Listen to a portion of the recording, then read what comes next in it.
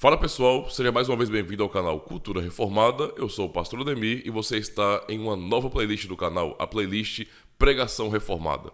Por isso, se você não é inscrito ainda no canal, já aproveita e dá essa força, se inscreve, marcando o sininho das notificações, dando o seu joinha, porque ajuda bastante o canal, é claro, deixando seus comentários também. E é claro, se você gostar do conteúdo, recomenda para mais pessoas, tá certo? Compartilha com todo mundo que você conhece. Sem mais enrolação então, bora pra pregação, roda a vinheta.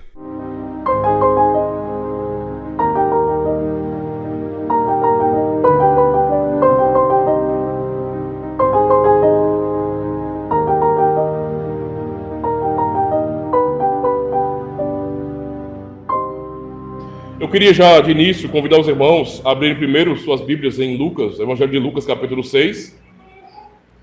Faremos a leitura de Lucas, depois vamos avançar um pouco lá para a 1 de João, capítulo 4. Evangelho de Lucas, capítulo 6. E vamos ler do versículo 27 ao 36. Evangelho de Lucas, capítulo 6, do versículo 27 ao 36. Uma palavra de Jesus aos seus discípulos. Diz bem assim: Mas a vós que isto ouvis, digo: amai a vossos inimigos, fazei bem aos que vos odeiam, bendizei os que vos maldizem, e orai pelos que vos caluniam. Ao que te ferir numa face, oferece-lhe também a outra, e ao que te houver tirado a capa, nem a túnica recuses.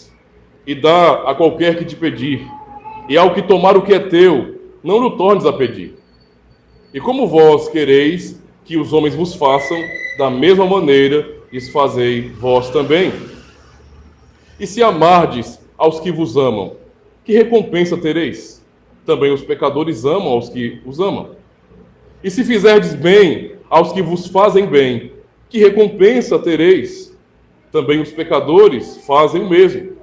E se emprestardes àqueles de quem esperais tornar a receber, que recompensa tereis? Também os pecadores emprestam aos pecadores para tornarem a receber outro tanto.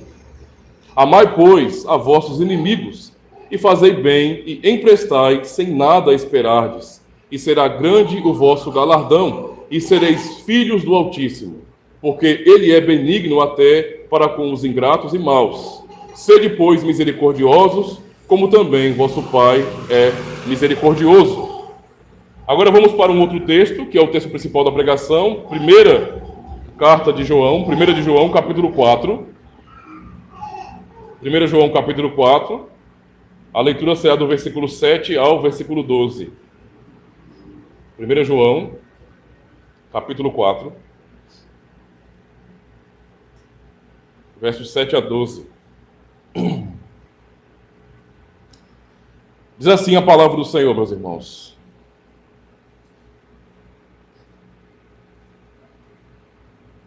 Amados, amemo-nos uns aos outros, porque o amor é de Deus.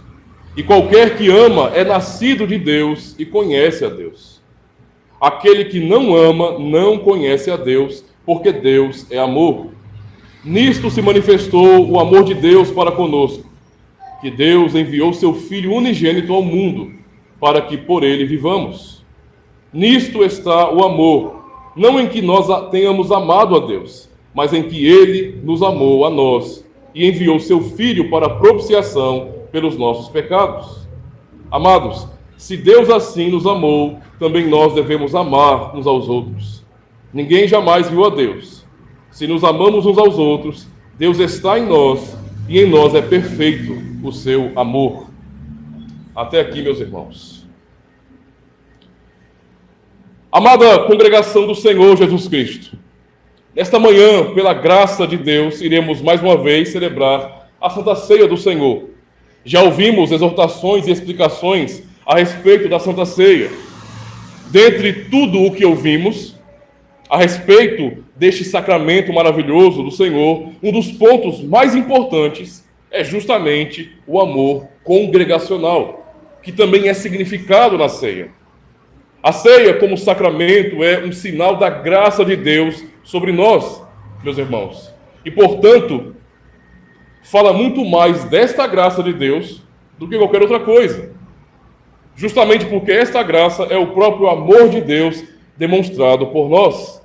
Sendo assim, a falta do amor congregacional, a falta de amor pelos nossos irmãos, faz com que o que chamamos de Santa Ceia não seja uma Santa Ceia de fato, mas apenas um rito vazio. O apóstolo Paulo afirmou que é possível se reunir para celebrar a Santa Ceia e mesmo assim não celebrar a Santa Ceia e não cear. Lemos isso, por exemplo, em 1 Coríntios, no capítulo 11, um pouco antes do texto da instituição da Santa Ceia. Paulo exorta aquela igreja, por causa de suas divisões, por causa do seu egoísmo.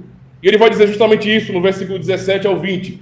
Nisto, porém, que vou dizer-vos, não vos louvo, porque vos ajuntais não para melhor, senão para pior. Porque antes de tudo ouço que quando vos ajuntais na igreja, há entre vós dissensões, e em parte o creio. E até importa que haja entre vós heresias, para que os que são sinceros se manifestem entre vós. De sorte que, quando vos ajuntais num lugar, não é para comer a ceia do Senhor. Ou seja, meus irmãos, a falta de amor sincero pelos irmãos, ou seja, ou mesmo a questão da heresia na igreja, invalida não a ceia em si, mas a nossa participação nela. Esse é o problema. A ceia é a ceia, Deus nos ordenou assim. O problema somos nós, então. Quando nós não amamos verdadeiramente, a nossa participação ela é inválida. Não estamos fazendo nada senão pegando um pedacinho de pão e um pouquinho de vinho. E não pode ser assim. Nós não podemos aceitar em nossa própria vida que seja assim. O amor, então, ele é tão fundamental que sem amor, meus irmãos, nem mesmo os nossos esforços para obedecer aos mandamentos têm significado real. Porque o fim da lei é Cristo e o fim da lei é o amor, como aprendemos em sua palavra. Romanos 10, verso 4, Gálatas 5, verso 14, nos ensina justamente isso. Que Cristo é o fim da lei e que também o amor, o próprio amor, é o fim da lei. Quero resumir então o sermão dessa manhã no seguinte tema: aprendendo a praticar o verdadeiro amor na igreja. Esse é o ensino que receberemos hoje do Senhor. Eu começo com uma pergunta: por que devemos amar nossos irmãos? Pode parecer assim, poxa pastor, nós somos cristãos, não é? Então o amor não é o óbvio para nós, mas eu penso que essa pergunta seja importante. Por que devemos amar nossos irmãos? Qual a resposta que João dá em sua carta? Como sendo uma conclusão do porquê devemos amar nossos irmãos? A resposta é porque Deus é amor. A resposta que João dá para a igreja é essa: porque Deus é amor. Então o fato de termos tal ensino nas Escrituras, exortação dos apóstolos, é uma prova de que o amor é uma demanda na igreja. Nós temos que ser realistas, não é? O idealista, ele não é realista. O idealista vive no mundo das ideias. Ele pensa: eu leio a Bíblia e eu começo a fantasiar um tipo de igreja agora que seja perfeitinha. Ele vai quebrar a cara. Vai quebrar a cara. As exortações que recebemos, não é? Na verdade, são porque nós temos problemas. Há demandas na igreja e o amor é uma delas. Eu poderia pensar: não deveria ser, mas é. Nós somos pecadores, esse é o fato. É uma demanda e um desafio grande para cada um de nós.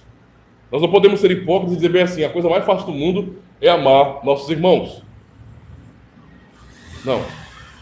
Nós conseguimos com facilidade demonstrar carinho e amor com pessoas que nós temos uma maior proximidade.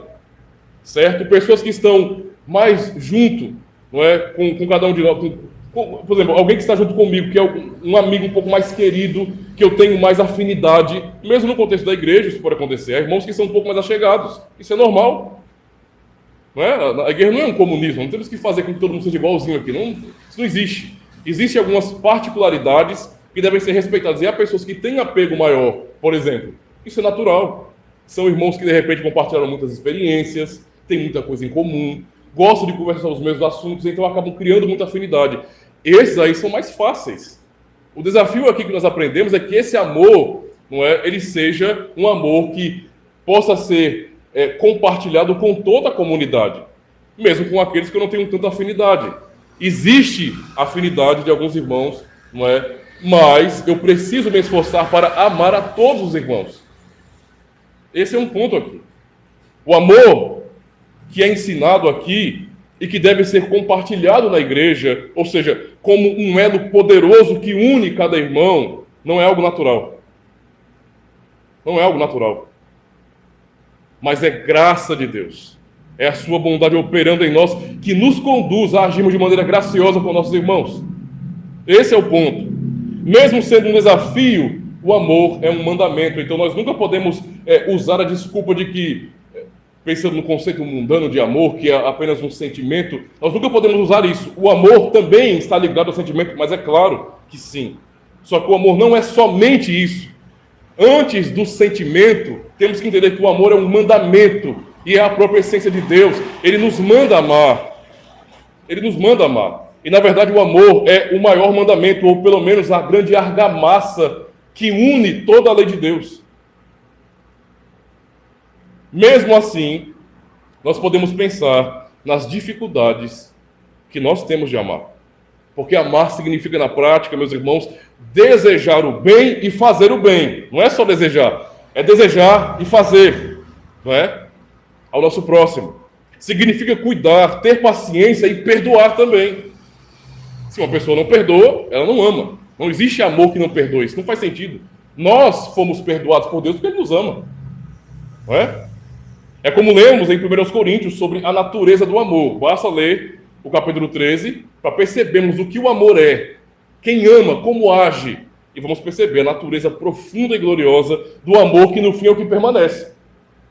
É o que permanece, é o dom excelente, é mais importante, e Paulo falou isso em um contexto onde havia os dons carismáticos operando na igreja. Havia irmãos que falavam, por exemplo, em outros idiomas pelo poder do Espírito Santo. Havia irmãos que falavam também profecias, havia irmãos que oravam e pessoas eram curadas. Então os dons carismáticos, o poder era operado ali, de maneira abundante. E nesse contexto Paulo está dizendo, mais excelente do que isso é o amor, porque é o que permanece. Então percebam como o amor é tão importante, meus irmãos, para a igreja. É como, por exemplo, aprendemos em Efésios capítulo 5 sobre o relacionamento de Cristo com a sua igreja, não é? Que deve ser espelhado no casamento, ou seja, o homem, o esposo, deve amar a sua esposa, assim como Cristo amou a sua igreja. Se nós lemos Efésios capítulo 5, vamos entender, vamos aprender que o que é ordenado aos homens, por exemplo, é que eles amem a sua esposa como ao seu próprio corpo. Assim, quando lemos o mandamento de amar ao próximo, é como a nós mesmos. É o mesmo princípio, meus irmãos. Por isso, devemos entender que amar não é uma opção para o cristão. Não é uma opção. Nós não podemos decidir se devemos amar ou não. Deus não nos deu esse direito, mas Ele nos ordenou amar. E, na verdade, não se trata apenas de entender que o amor não é uma opção, mas que o amor é o único caminho, porque Deus é amor e Cristo é a expressão máxima do amor de Deus por nós. E este amor foi derramado em nossos corações pelo Espírito Santo que nos foi dado. Romanos 5, verso 5. Ou seja, a falta de amor para o cristão não faz sentido.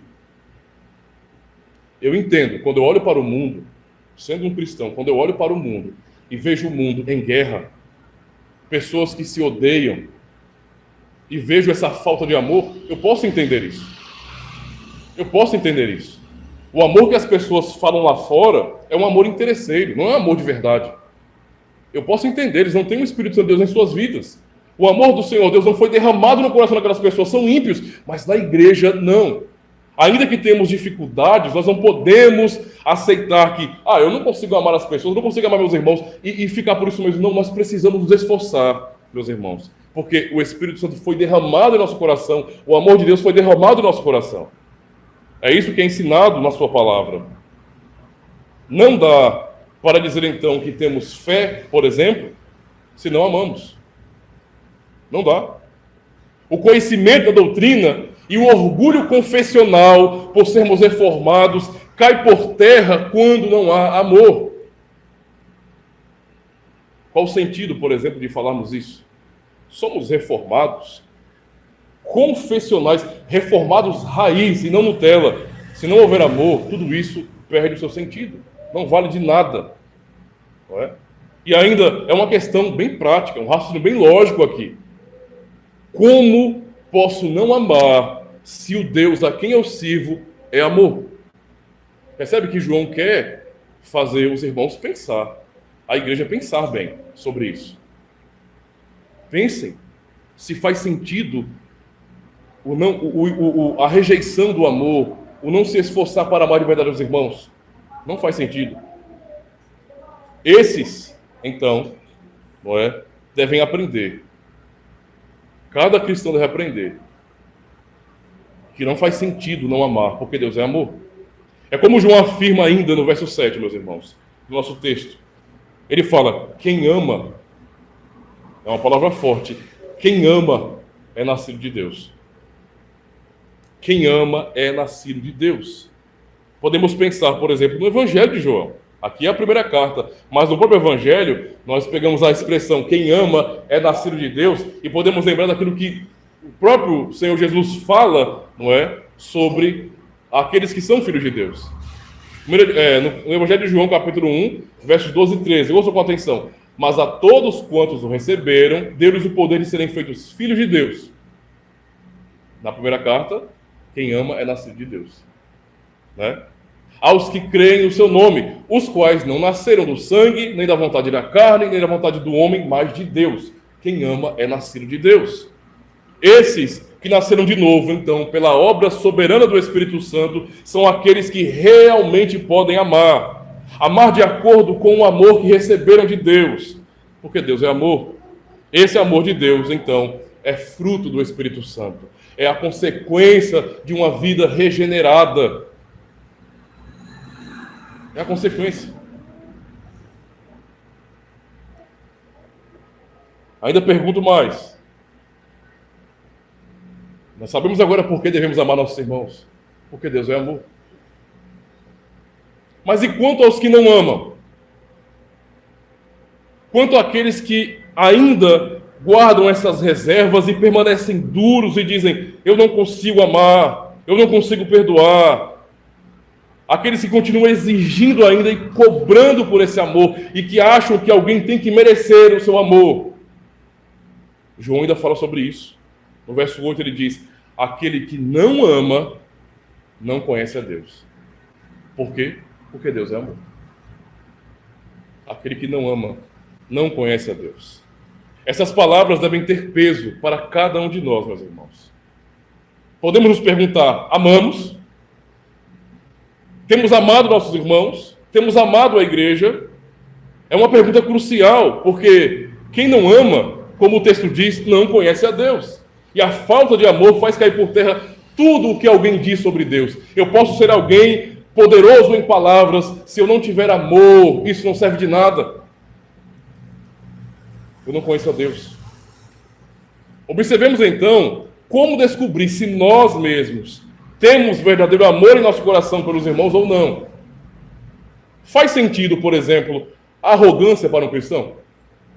Vocês acham que isso é compatível? Mesmo assim, existem muitos cristãos que são arrogantes. Não é? E eu não tenho dúvida disso. Há muitos cristãos que têm um problema com relação a isso. É claro que isso é uma fraqueza de caráter, de nossa própria natureza. Eu sei. Mas há alguns que parecem que gostam de permanecer assim e não reconhecem que são fracos dessa maneira. Não é?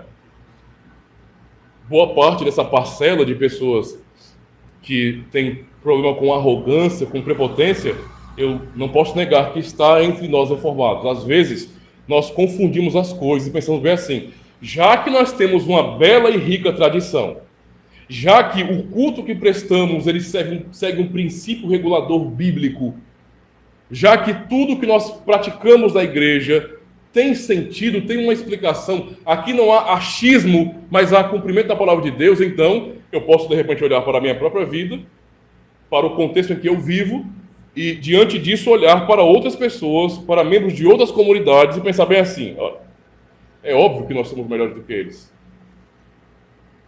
É óbvio que eu sou melhor do que aquela pessoa que não faz isso.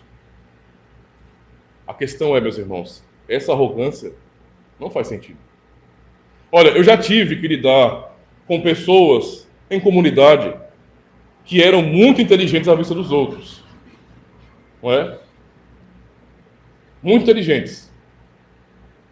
Pessoas que recebiam admiração porque demonstravam muito conhecimento, uma boa retórica, ou seja, falavam muito bem, se expressavam muito bem, mostravam um poder de síntese maravilhoso, ou seja, explicavam muito bem as coisas, tinham conhecimento em diversas áreas, amava a teologia, lia a Bíblia, mostrava isso por meio dos seus debates, por meio de suas argumentações, e todos admiravam essas pessoas.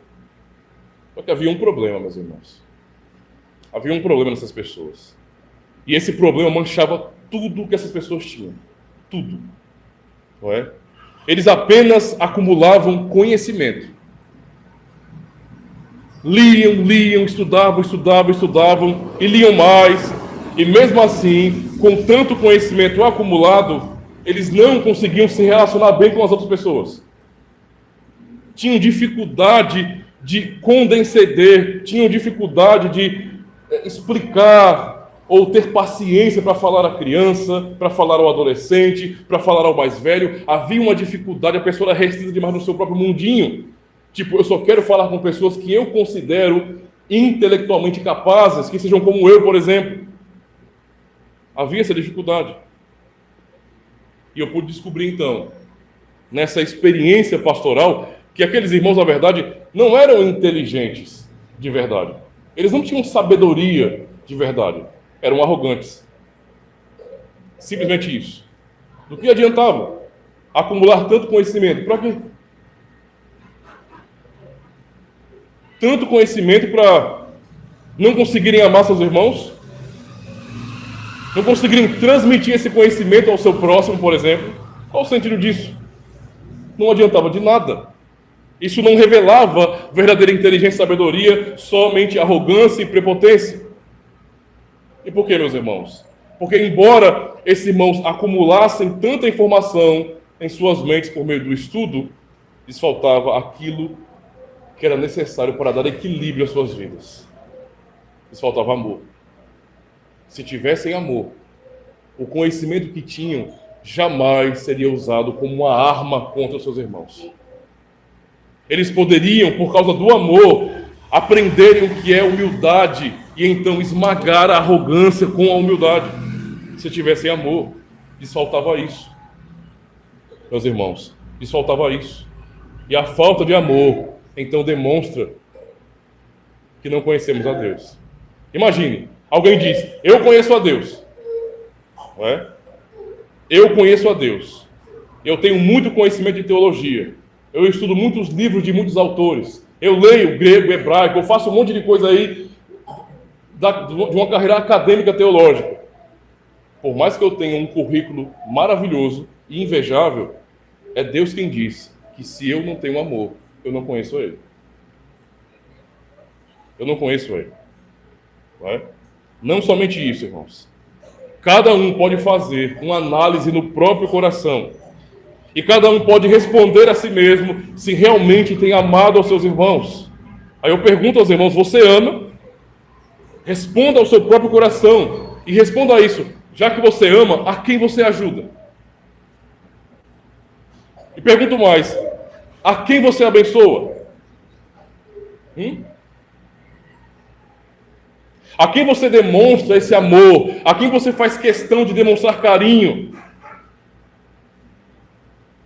É muito claro que nós, como cristãos, devemos amar indiscriminadamente. Temos que amar a todos, certo?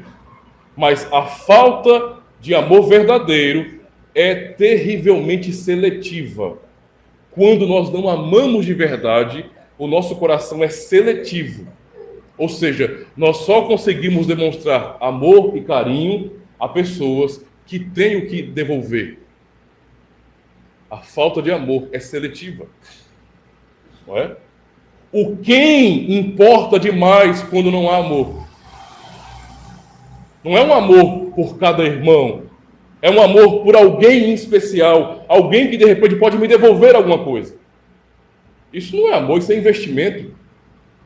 Isso é investimento. Não é? Aquele que não ama de verdade, ele não consegue demonstrar este amor a pessoas que não têm nada para oferecer. Nada. O falso amor, na verdade, é interesse político. A pessoa demonstra cuidado com quem pode oferecer alguma coisa de volta. Só isso. Seja bens, pelo constrangimento da gratidão, ou mesmo pela opinião, porque para alguns importa muito que as pessoas concordem comigo, que elas pensem como eu. Então eu quero conquistar o meu público, não é? Eu quero conquistar o meu grupo político. Alguém que só ajuda, só apoia quem tem algo a oferecer, não ama de verdade. Está apenas fazendo política. Eu pergunto aos irmãos, uma coisa tão óbvia: os políticos nos amam? Eu estou perguntando isso porque as pessoas, o público brasileiro, pensa que sim. Eu realmente, quando olho para a nossa cultura, eu vejo que o brasileiro ele tem essa ilusão de que o político nos ama. Cada prefeito do nosso país, não é, governador, presidente, as pessoas parecem que ouvem esses líderes como se fossem os reis, não é? Os reis do povo, que amam, que têm um carinho maravilhoso, que não conseguem dormir direito sabendo que tem um pobre passando necessidade. Não é assim, não. Nós temos que cortar essa ilusão de nossa mente. Políticos não nos amam. Políticos não amam o povo. O que nós vemos na política é uma luta por poder. Ainda que nós tenhamos que exercer voto como cidadãos e lutar pelo que é melhor, temos que admitir a realidade de que eles não amam o povo. Eles gostam de suas próprias famílias. Eles não estão preocupados com a nossa família. Nenhum dos políticos que nós elegemos, e temos que eleger, faz parte da nossa cidadania. Eles estão sem dormir em casa, à noite, pensando em nossa família. Eles não sabem nem quem nós somos. Ele não conhece o nome de nenhum de vocês. Não tem nenhum tipo de afinidade com a família de vocês. Essa é a realidade, meus irmãos. Então, eles não amam o povo. Então, por que é que eles gritam nos palanques? Eles ficam aos berros dizendo: eu amo o povo, eu faço tudo pelo povo, eu renuncio tudo pelo povo, porque o povo, porque o povo. Por que eles fazem isso? Porque eles querem algo em troca. Eles querem um voto. Só. Nada além disso aí. Porque o voto é o que vai mantê-los no poder. É só isso. É o que vai garantir os salários gigantescos no final do mês. É só isso. É para manter a estrutura, não é, familiar poderosa. É para que seus filhos continuem tendo as melhores faculdades fora do Brasil. É por conta disso. São os políticos que amam tanto o povo, que nos oferecem o SUS, que eles não frequentam, que eles não usam. Empurram para nós aquilo que há de pior. Quando eles ficam nadando em ouro, feito o tio Patinhas, com o nosso dinheiro, com o nosso trabalho. Eles não amam o povo. Não podemos ser iludidos. Ou seja, o tipo de suposto amor que eles falam nos palcos, nos palanques, nada mais é do que interesse. Esse tipo de absurdo, que é tão tosco, também pode chegar aos arraiais cristãos. Até mesmo dentro do contexto da igreja, existem falsas manifestações de amor. Não devemos, meus irmãos, oferecer muito a quem tem. Qual o sentido disso? Precisamos justamente abençoar quem menos tem. Quem mais precisa de nós. Ou seja, pessoas que não podem nos oferecer. Cristo instrui aos seus discípulos, dizendo: se vocês emprestam a quem pode devolver para vocês, que recompensa vocês têm? Se vocês fazem algo que é à vista uma coisa muito boa, a quem tem o que oferecer a vocês de volta, a quem pode devolver, isso é um investimento. Isso não é amor, não é uma coisa gratuita. Você está querendo algo de volta, você está buscando algo de volta, e então você faz por conta disso. Se o indivíduo não pode devolver, você não faz. É isso que o Senhor ensina. Nós podemos até, e devemos, demonstrar carinho, em público mesmo, pelos irmãos. Mas se as nossas ações só favorecem quem pode nos dar algo de volta, não amamos de verdade, e quem não ama, é o Senhor quem diz, não conhece a Deus, porque Deus é amor. A pergunta então é, ora, sabemos que devemos amar a Deus. E por que amar a Deus? Mas também sabemos, pelo texto, que há dificuldade e que existe sim uma falsa expressão de amor. A pergunta então é como nós devemos amar nossos irmãos. Versos 9 a 11 que diz bem assim: nisto, ouçam com atenção, se manifestou o amor de Deus para conosco. Que Deus enviou o seu Filho unigênito ao mundo para que por meio dele vivamos. Ou, aliás, para que por ele vivamos. Verso 10. Nisto está o amor. Não em que nós tenhamos amado a Deus, mas em que ele nos amou a nós e enviou seu Filho para a propiciação pelos nossos pecados. Amados, se Deus assim nos amou, também nós devemos amar uns aos outros. O nosso amor, modelo, é o próprio amor de Deus, meus irmãos. Esse é o amor modelo, né? É para o amor de Deus que João aponta quando ele quer ensinar para a igreja o que é amor de verdade, na prática. É para Deus. No verso 9, ele fala, nisto se manifestou o amor de Deus. E no verso 10, nisto está o amor de Deus. Onde está o amor de Deus? Como se manifesta o amor de Deus? Em ele enviar seu próprio Filho para morrer em nosso lugar, para nos substituir na cruz. Isto é o amor de Deus, o amor verdadeiro. Deus, então, ele primeiro nos amou. Ele não foi constrangido a nos amar. Não foi constrangido a nos amar. Ele não teve nenhuma motivação em nós mesmos para nos amar. Seu amor é realmente absoluto e incondicional. É um amor livre. Isto é, seu amor é pura graça e misericórdia. Deus nos amou e Deus nos ama. Essa é a certeza que temos. Eu pergunto, para a nossa própria reflexão, nós tínhamos algo para oferecer a Deus? Será que Deus, quando nos amou na eternidade, Ele o fez sabendo que nós poderíamos retribuir o que Ele fez por nós? Porque quem ama esperando isso não está amando de verdade. Então temos que perguntar a nós mesmos, nós tínhamos algo para oferecer a Deus? Nós constrangemos Deus, nós forçamos Deus a nos ver como um tipo de investimento. Olha, eu vou amar essas pessoas, eu vou eleger essas pessoas, porque no fim elas se dedicarão a mim. Então, pensando em que essas pessoas serão cristãos perfeitinhos, que vão merecer tudo, então eu vou amá-las. Há quem pense assim.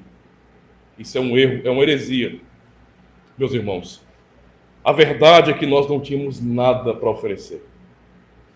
E nós não temos nada para oferecer. Não temos nada. Não podemos fazer nada. Qual relevância nós teríamos para Deus? O que nós podemos fazer por Ele? Ele nos criou. Ele nos criou. É a grande verdade que nós precisamos admitir, assumir que Deus não precisa de nós. A grande mentira do mundo moderno, que cristãos loucos pregam e falam, é que Deus precisa de nós. Não, Ele não precisa. Isso é mentira, é uma ilusão. Lembrem de Mateus capítulo 3, quando João Batista está batizando no Jordão. Os fariseus, muito bem vestidos, não bonitos, porque bonitos não eram, mas diferentes, digamos assim, com aquele troço na cabeça, que não sei nem o que é, aquele turbante gigante, que deixava a cabeça desse tamanho parecendo um alien, estavam ali, à beira, à margem do rio, também indo até João, porque João estava batizando, para preparar o povo, para purificar o povo. Era João purificador. E os fariseus se aproximam. Então quer dizer que João ali está batizando, está mergulhando o povo, está purificando o povo? Vamos nós também. João diz a eles, não presumais de vós mesmos, dizendo, temos por pai Abraão, porque eu vos digo que até mesmo destas pedras Deus pode suscitar filhos de Abraão. Essas palavras são fortes e nos dizem que Deus não precisa de nós. É claro que Deus precisa de mim, é verdade? Precisa. Se não é o cristão, se não é a sua vida, como é que o evangelho vai ser pregado? Até mesmo das pedras Deus pode suscitar filhos de Abraão. Lembre-se que Ele nos criou do nada, irmãos. Ele criou tudo. Nós é que somos os tolinhos, porque nós pensamos assim, já que nós precisamos de matéria-prima, nós trabalhamos na matéria-prima de Deus, nós imaginamos que também Deus tem necessidade nesse sentido. Não. Ele disse, haja e houve. Ele falou e tudo veio à existência. Esse é Deus, o Todo-Poderoso. Então Ele não precisa de nós. A grande verdade é que nós é quem precisamos dele. Existem então esses loucos que dizem que Olha, tem um maluco, não vou citar nome, mas é um falso profeta moderno que diz, e as pessoas amam isso. Como isso é hipócrita, mas as pessoas amam isso. Ele dizendo nas suas palestras, não é? Nas suas sessões espiritualistas, você é o centro da vida de Jesus. Miserável. Como é que alguém fala uma coisa dessas? É um louco. E trata a Deus como se de alguma maneira Deus precisasse de nossa adoração, como se ele precisasse de nossas orações. Ele reduziu Deus a uma divindade pagã. Os deuses do Olimpo, na mitologia grega, eles necessitavam da fé das pessoas. Por exemplo, quando as pessoas não acreditavam nesses deuses, eles ficavam fracos. E automaticamente, não é? Hades ou outra divindade maligna ficava forte. Entendeu a loucura? Essa pessoa que se diz cristã trata Deus igual. A verdade é que Deus não precisa de nossa adoração. Somos nós quem precisamos adorá-lo. Essa é a grande diferença aqui. Nós fomos criados para isso. Nós temos necessidade de adorar a Deus, assim como um peixe precisa de água. Assim como nós precisamos de ar, nós precisamos adorar a Deus. É uma necessidade nossa. O ser humano tem essa necessidade tão profunda em seu coração que quando ele não é guiado pela palavra de Deus, ele ainda assim constrói um ídolo e adora. Porque o ser humano é assim. E quando o ser humano, ele por uma razão cultural, ele não constrói um ídolo de pau, de pedra, não é? De ouro, ele adora a si mesmo. Ele contempla a sua própria imagem. Porque o ser humano tem necessidade de adorar quem seja maior do que ele. Nós precisamos adorar a Deus. Nós temos carências, Deus não. Ele é todo poderoso. Ele não precisa de nada. Nós precisamos dele. Por isso, quando olhamos para o seu amor revelado no Evangelho, nós sabemos que o seu amor é puro, é perfeito, é incomparável. Porque nada tínhamos para oferecer e ele assim nos amou. Ele assim nos amou. Por exemplo, Romanos capítulo 5, versos 6 a 8. Ouçam com atenção. Porque Cristo, estando nós ainda fracos, morreu a seu tempo pelos fracos. Porque apenas alguém morrerá por um justo, pois poderá ser que pelo bom alguém ouse morrer. Mas Deus prova o seu amor para conosco em que Cristo morreu por nós, sendo nós ainda pecadores. Não fizemos nada. Ele quis nos amar. Seu amor é livre. Então, meus irmãos, no verso 11 do nosso texto principal, ele diz: amados, se Deus assim nos amou, também nós devemos amar uns aos outros. Qual é o modelo do amor cristão? É o amor de Deus. Eu só posso dizer que eu estou amando os irmãos se eu imitar a Deus na sua maneira de amar. Se eu ficar tentando fazer com que os irmãos mereçam o meu amor, eu estou sendo um hipócrita mentiroso. Eu tenho que amar. Esse é o nosso chamado. Eu quero então concluir, meus irmãos, dizendo que, mesmo que os irmãos tenham o que oferecer, amemos sem esperar nada. Amemos. Sem esperar nada, apenas amemos. Porque quem não ama não conhece a Deus. Olhemos para o amor de Deus por nós. É por este amor incondicional que nós estamos aqui. Essa é a razão. Esta é a razão. Se preocupe com seus irmãos e ore pela igreja. Ajude aqueles que mais precisam de você, especialmente aqueles que não podem retribuir o seu amor demonstrado. Até mesmo aqueles que terão dificuldade. Veja, isso é tão intenso que vamos chegar num ponto que pode ser uma ferida em nosso coração. E todos nós, sem exceção, temos dificuldade com isso. Eu posso dizer bem assim: já que eu não tenho mágoa com ninguém, eu posso julgar alguém dizendo bem assim: perdoe, meu irmão, você está errado se você não perdoar. De fato, está errado. Mas eu, às vezes, falo com esse coração leve porque não é comigo. Todo mundo sabe muito bem o que magoa, o que dói. E todo mundo sabe que perdoar não é uma coisa fácil, não. Mas é mandado pelo Senhor.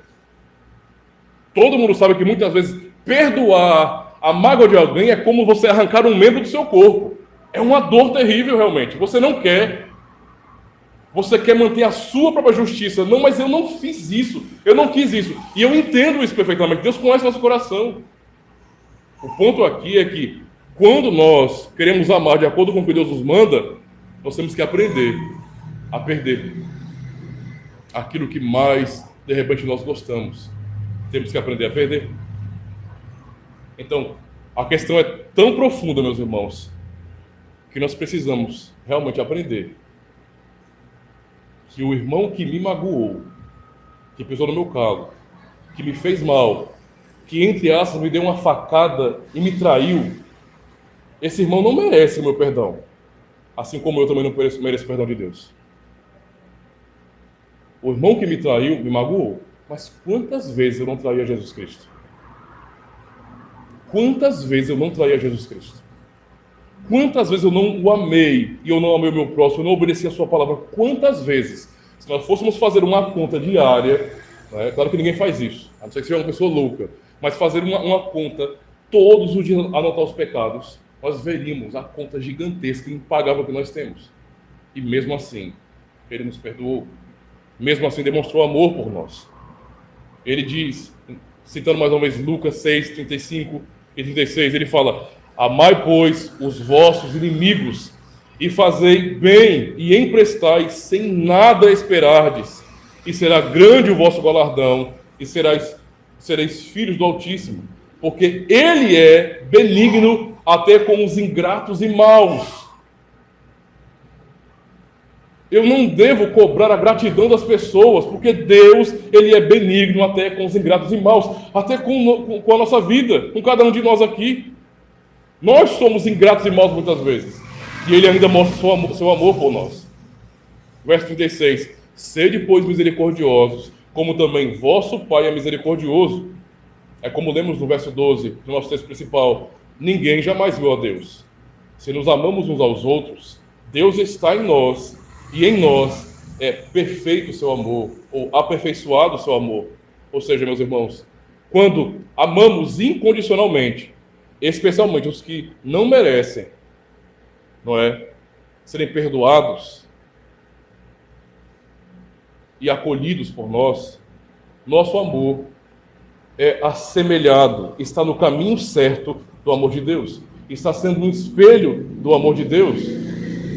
Nós não podemos fazer isso por nossa própria força, mas lembremos, o Espírito Santo de Deus foi derramado em nosso coração.